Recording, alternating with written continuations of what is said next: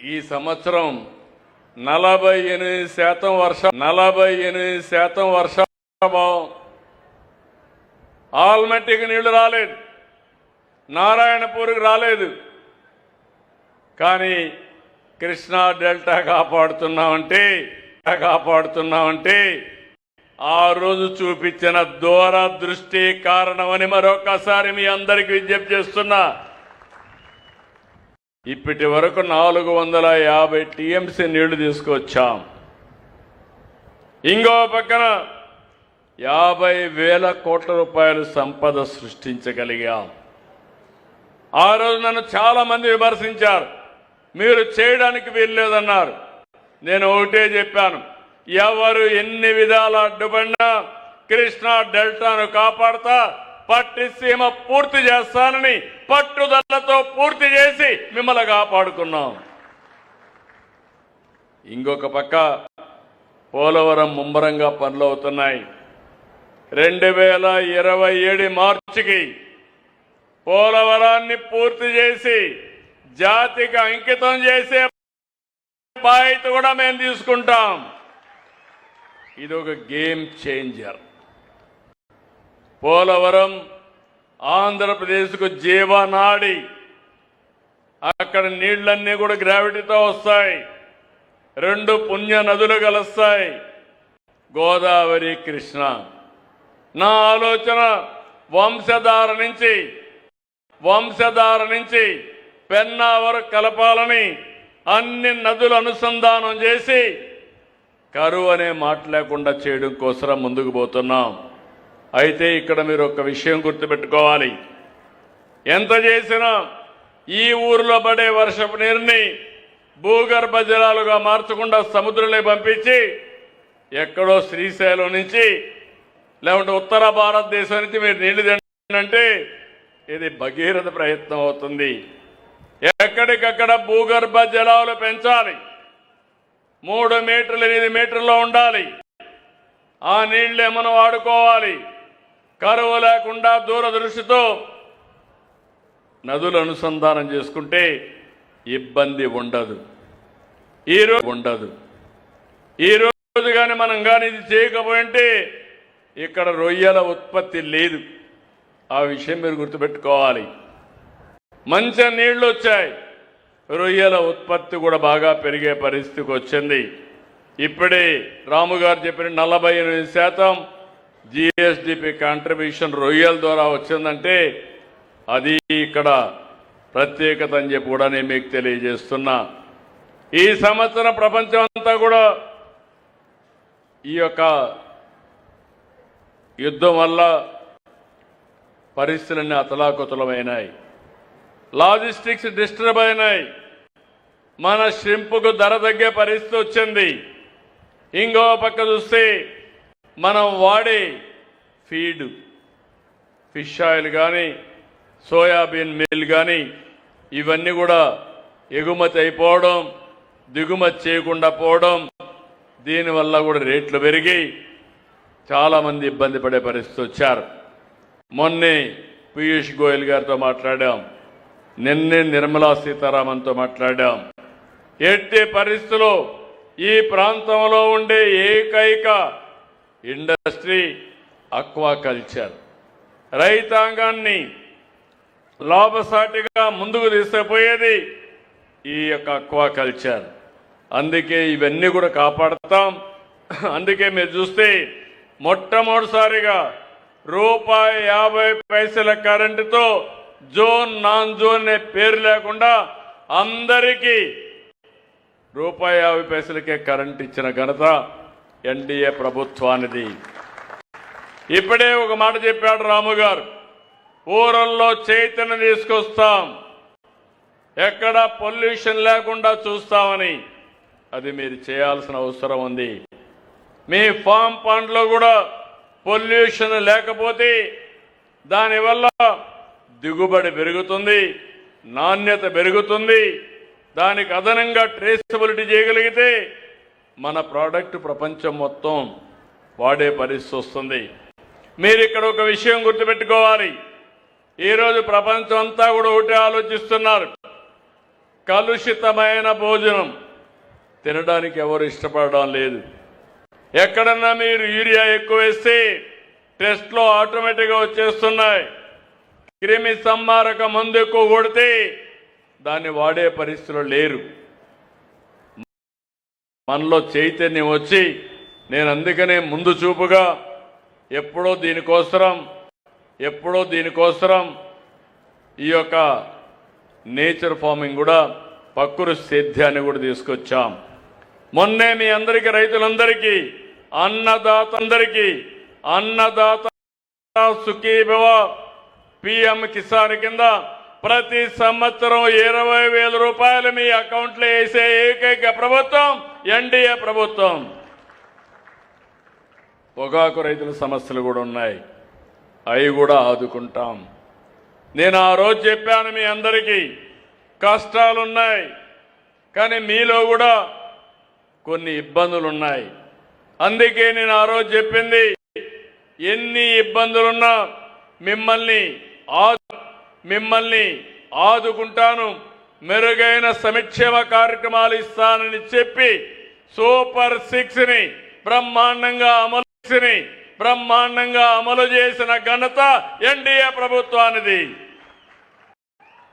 ఇప్పటికే మా ఆడబిడ్డలు ఎక్కడికి పోవాలన్నా జల్సాగా స్త్రీశక్తి ఒక్క పైసా ఖర్చు లేకుండా విజయవాడకు పోయి షాపింగ్ చేసి రావాలంటే ఫ్రీగా పోయి షాపింగ్ చేసి వచ్చే పరిస్థితి లేదు. కనక దుర్గమ్మ తల్లి దర్శనం చేసుకోవాలంటే నేరుగా పోయి దర్శనం చేసుకునే వచ్చే పరిస్థితి. ఒకప్పుడు తల్లి ఇంటికి పోవాలన్నా లేకపోతే తల్లి కూతుర్ని చూడాలన్నా నిబంధనలు ఉండేటివి, ఆర్థికంగా వెసులుబాటు ఉండేది కాదు. ఇప్పుడు ఏం ప్రాబ్లం లేదు. మీకు బోరు కొట్టినప్పుడు కానీ చూడాలనుకున్నప్పుడు నేరుగా పోయి చూసి అక్కడ కాఫీ తాగి మధ్యాహ్నాలుంటే అంతమంది పిల్లల కోసం తల్లుల అకౌంట్లో తల్లికి వందనం డబ్బులేస్తామని మీ అందరికీ హామీ ఇస్తున్నా. 22 నుంచి 24 వరకు ఈ కార్యక్రమాన్ని చేస్తాం. మీరు అనుకోవచ్చు నా దగ్గర డబ్బులు ఉందని. కాదు, మనసు ఉంది, కష్టపడే మనస్తత్వం ఉంది. నేను కానీ మా మిత్రుడు పవన్ కళ్యాణ్ గారు కానీ నరేంద్ర మోడీ గారు కానీ మేమందరం ఒకటే ఆలోచిస్తున్నాం. ప్రజలకు సంక్షేమ కార్యక్రమాలు ఇవ్వాలి, అభివృద్ధి కార్యక్రమాల వైపు నడిపించాలి. మిమ్మల్ని ఎప్పటికప్పుడు చైతన్యవంతులు చేసి మిమ్మల్ని సక్రమమైన మార్గం నడపడానికి పనిచేస్తున్నాం.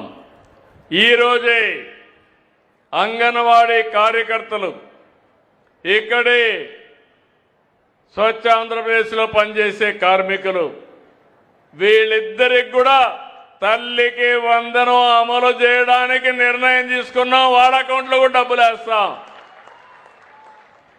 నేను ఒకటే ఆలోచిస్తున్నా, పేదవాళ్ళు ఎక్కడుంటే ఎక్కడైతే తక్కువ ఆదాయం వచ్చే వాళ్ళు ఉంటే వాళ్ళని ఆదుకుంటూ ముందుకు పోవాల్సిన అవసరం ఉంది.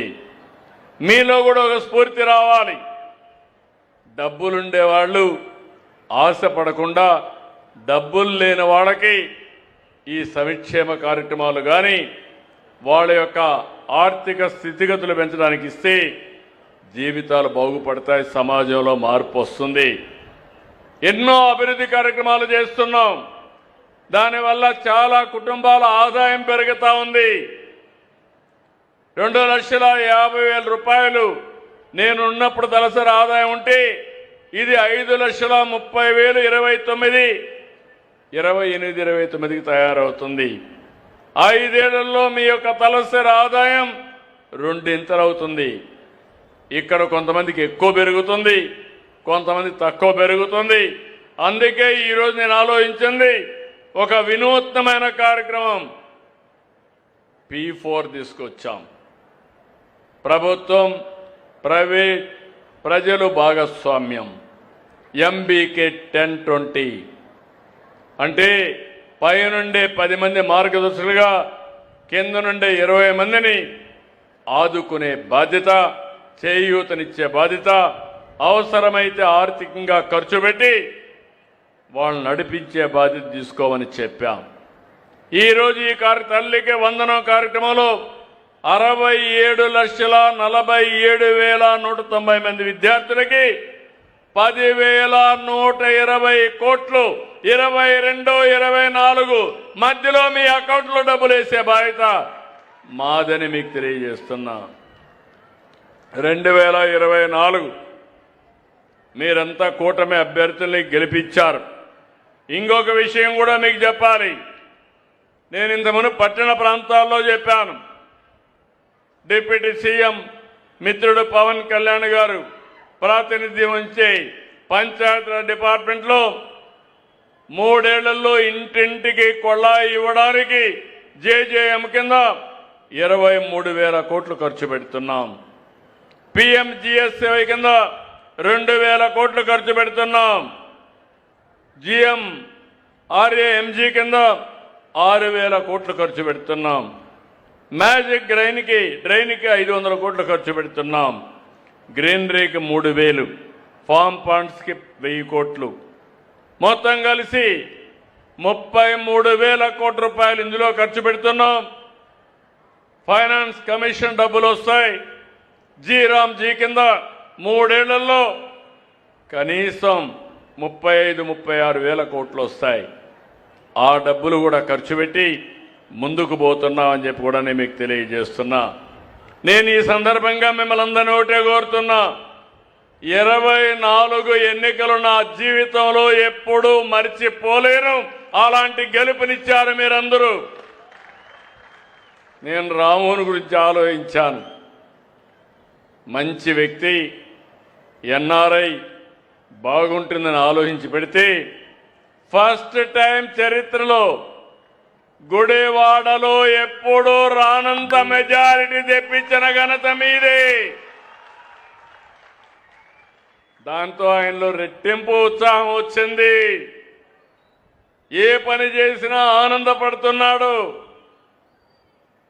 నేను మనస్ఫూర్తిగా సహకరిస్తాను ఆయనకి.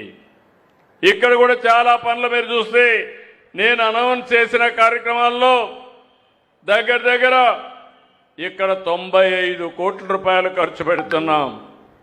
వాటర్ సప్లైకి 10,90,00,000, డిస్ట్రిబ్యూషన్ నెట్వర్క్కి 75,60,60,70,60,60,000, స్మాల్ ట్యాంక్స్ కానీ రెస్టరేషన్ అన్నిటికీ 5,61,00,000, 2 చెరువుల్ని బాగు చేయడానికి 4,20,00,000, మళ్ళీ భవిష్యత్తులో UIDF కింద 3-4 కింద డ్రైన్స్ కోసం, వాటర్ సప్లై కోసం ఇంకొక 67 కోట్లు. అంటే 2 కలిపితే 162 కోట్ల రూపాయలు ఒక్క గుడివాడలో రాబోయే రోజుల్లో ఖర్చు పెడతాం. ఇంకొక పక్కన అర్బన్ ఛాలెంజింగ్ ఫండ్కి వెళ్ళారు. అందులో వచ్చే డబ్బులు అదనంగా వస్తాయి. దాతల ముందుకు రావాలి. ఇప్పుడే ఒక మిత్రుడు ఇంత మునుపు 3 కోట్లు ఇచ్చాడు, మళ్ళీ 3 కోట్లు ఇచ్చారు. అంటే ఒక వ్యక్తి 6,000 కోట్ల రూపాయలు 6 కోట్ల రూపాయలు ఇచ్చి ఈ యొక్క బస్ స్టాండ్కి వెన్నీ చేస్తే మీలో కూడా అలాంటి స్ఫూర్తి రావాలి. నేను ఒకటే మిమ్మల్ని కోరుతున్నా, కష్టపడదాం, సమిష్టిగా ముందుకు పోదాం. అదే సమయంలో అందరి భాగస్వామ్యంతోనే ఇది సాధ్యం. నాకు చాలా సంతోషం రాము గారు చెప్పినప్పుడు.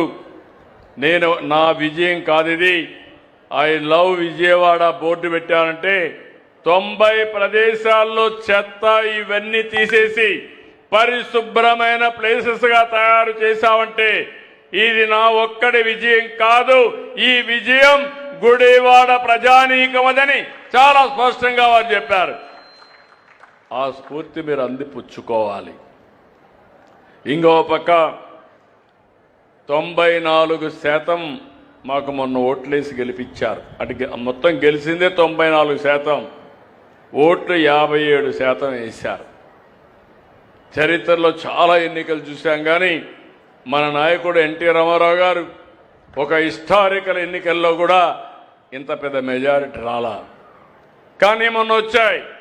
దానికి కారణం మీరు చూస్తే అప్పటి వరకు రాష్ట్రంలో విధ్వంసం జరిగింది. ఎవరు ఈ మారి కూర్చునే పరిస్థితి లేదు, మాట్లాడుకునే పరిస్థితి లేదు, చర్చించుకునే పరిస్థితి లేదు, కడాన మంచి జరిగితే ఆనందపడే పరిస్థితిలో కూడా లేవు. అందుకే అందరూ కూడా ఫ్రస్ట్రేషన్లో ఓటేశారు. ఈ రోజు నేను చూస్తున్నాను, ఒక పాజిటివ్ మూడ్ క్రియేట్ చేశాం. ఈరోజు మీ అందరికి హామీ ఇచ్చేది, మీరు నాకు సహకరించాల్సింది. నేను ప్రభుత్వాన్ని ముందుకు తీసుకుపోగలుగుతున్నాం. సంక్షేమం, అభివృద్ధి, సుపరిపాలన, ఈ మూడుతో ముందుకు పోతున్నాం. మొన్న ఎన్నికల్లో చాలా వరకు చెత్తంతా క్లీన్ చేశారు. మామూలు చెత్త కాదు, ఆ నోర్లు ఏమి నోర్లో నాకు అర్థం కాలేదు, కానీ ఆ నోర్లన్నీ ఫెనాయిలే శుభ్రంగా క్లీన్ చేశారు మీరు. ఇప్పుడు మిమ్మల్ని అడుగుతున్న, ఇంకా అక్కడక్కడ కొంత చెత్త వాసనలు ఉన్నాయి. ఇంకా రాజకీయాల్లో క్రిమినల్స్ వాళ్ళు మారరు, జీవితంలో మారరు. మనం మార్చాలన్నా మారే పరిస్థితి శాశ్వతంగా వీళ్ళని మార్చేయడం తప్ప లేకపోతే వీళ్ళు మారే పరిస్థితి లేదు. కుట్రలు, కుతంత్రాలు, ఇంకో పక్క సోషల్ మీడియాలో ఆడబిడ్డల పైన పోస్టింగ్స్ పెట్టి, మొన్న సాక్షాత్తు డిప్యూటీ సీఎం కుటుంబం పైన పెడితే అడిగితే ఇది మా స్వేచ్ఛ, మా ఇష్టం అనే పరిస్థితికి వచ్చారు. అలాంటి వారికి రాజకీయ పార్టీలు డబ్బులు ఇచ్చే పరిస్థితికి వస్తున్నాయి.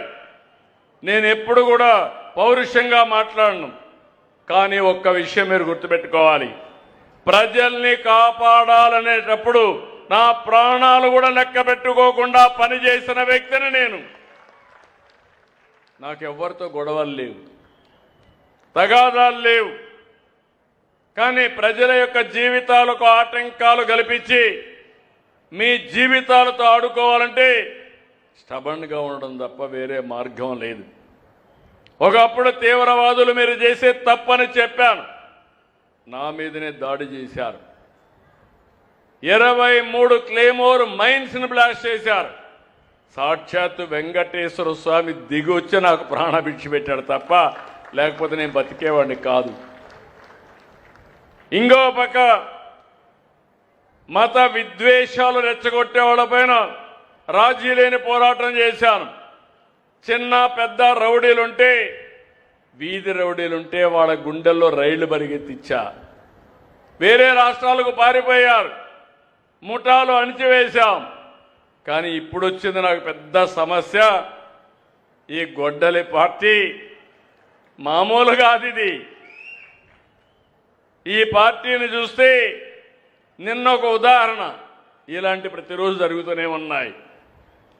ఒక అతను మాజీ మంత్రి, శ్రీకాకుళం, ఒక యాక్సిడెంట్ కొడుకు చేశాడు. ఏం చేయాలి, కొడుకు యాక్సిడెంట్ చేశాడు, ఒక ఆయన చనిపోయాడు. చాలా పేద కుటుంబం, గొర్రెల కాపరి, వెనుకబడిన వర్గాలు. చనిపోతే ఏం చేయాలి, ఆయన్ని ఆ కుటుంబాన్ని ఆదుకోవడం, హాస్పిటల్ తీసుకుపోవడం ఇవి చేయాలి.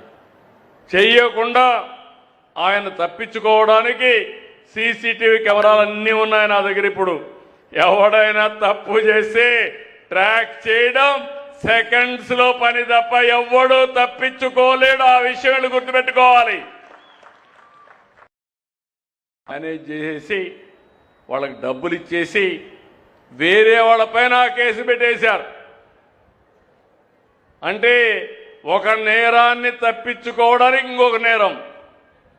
వీళ్ళ ఉద్దేశం, ఆ రోజు వివేకానంద రెడ్డిని గొడ్డలితో చంపి తర్వాత కాదు గుండెపోటు అని చెప్పి అడ్డంగా దొరికితే నా చేతిలో కత్తి పెట్టి నారాసుర రక్త చరిత్రని క్రియేట్ చేశారు. అంటే ముఖ్యమంత్రి భయన్నే.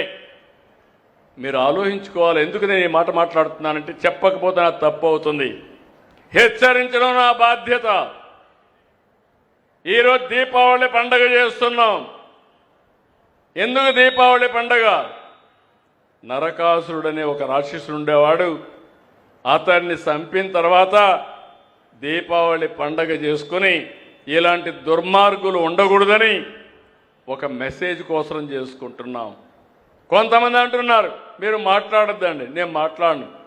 మళ్ళా మీరు వచ్చి రఫరఫా అంట వస్తే మీరు కూడా ఏమారిపోతే అది నిజంగానే రఫరఫాలు ఆడిస్తారు. మొన్న చేశారు, మీరు చూశారు. ఎంత ధైర్యం ఉండాలని అడుగుతున్నా. మామూలుగా ఎప్పుడన్నా చూసారా? పోస్టర్స్కి కటౌట్లకి పొట్టేళ్ళు తెగలేసి దాన్ని తీసిపోయి రక్తాన్ని చల్లే పరిస్థితికి వచ్చారంటే ఏంటిది? నా జీవితంలో 48 ఏళ్ళుగా ఎప్పుడు చూడలేదు, చూడాలని కూడా ఆలోచించలేదని చెప్పి కూడా నేను మీకు తెలియజేస్తున్నా. అందుకే మిమ్మల్ని అందరినీ జాగ్రత్తగా ఉన్నా నేను. నిన్న గుంటూరులో ఒక విషయం జరిగింది, ఆ విషయం కూడా చెప్పాలి. ఇద్దరి మధ్యలో తగరాదు. ఆ ఇద్దరి మధ్యలో ఉండే తగరాదుని ఒక తెలుగుదేశం పార్టీ కార్యకర్త ఉపయోగించుకొని వేరే వాళ్ళని, ఈ ట్రాన్స్జెండర్ ఉంటారు వాళ్ళు పంపించి ఒక మహిళ బట్టలు ఇప్పే పరిస్థితికి వచ్చారు. అది విన్నాను. ఇది నేరం, ఎవరు చేసినా తప్పే. ఇమ్మీడియట్గా అతన్ని పార్టీని సస్పెండ్ చేయడమే కాకుండా అరెస్ట్ చేయమని ఆదేశాలు ఇచ్చానని మీ అందరికీ ఇన్ఫర్మేషన్ ఇస్తున్నా. అక్కడుండే ఆఫీసర్లు కూడా ఉదాసీనంగా ప్రవర్తించారు, వాళ్ళు కూడా ట్రాన్స్ఫర్ చేయమన్నా. చట్టాన్ని ఏ వ్యక్తి కూడా తన చేతల్లోకి తీసుకోవడానికి వీలు లేదు. అది నావాడైనా పరవాయుడినా ఎవరైనా ఒకటే. ఈ విషయాన్ని గుర్తుపెట్టుకోవాల్సిన అవసరం ఉంది. నేను ఇవి చేస్తే మీరు చేసిన తప్పంటే నా మీద విరుచుకుపడతారా? అది జరగనీయం. Law and order కాపాడుతాం. మా ఆడబిడ్డల మానానికి శీలానికి రక్షణగా ఉంటా. ఇప్పుడే ఆమె ఇస్తున్నా, ఎవడైనా ఇలాంటి తప్పుడు పనులు చేస్తే ఎవడిని వదిలిపెట్టనని మరొకసారి మీ అందరికీ విజ్ఞప్తి చేస్తున్నా.